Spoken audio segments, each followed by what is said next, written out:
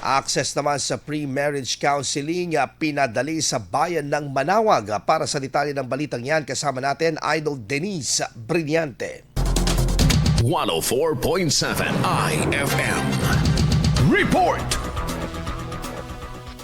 Pinadali na ang access sa pre-marriage counseling sa bayan ng Manawag matapos magtalaga ng lokal na pamahalaan ng accredited pre-marriage counselor sa Municipal Social Welfare and Development Office na magsisilbi sa mga residenteng may planong magpakasal. Ayon sa lokal na pamahalaan, dati ay kinakailangan pang bumiyahe ng mga Manawagwenyong ikakasal patungo sa mga karatig bayan dahil sa kakulangan ng accredited pre-marriage counselors sa Manawag. Thanks to our pre-marriage counseling, dahil kung wala po ni isang pre-marriage counselors na accredited, ang LGU Manawag ay magre-refer po sa other LGUs para po makapag-avail o makapag-attend ng pre-marriage orientation, especially to our 18 to 24 couple-to-be applicants.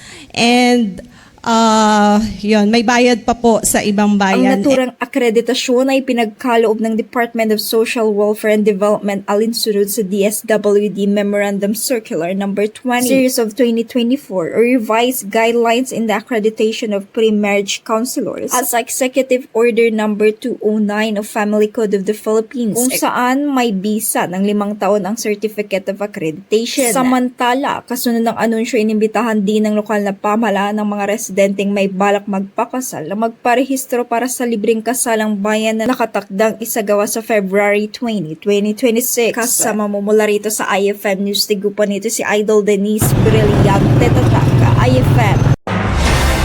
IFM News. IFM News. IFM News.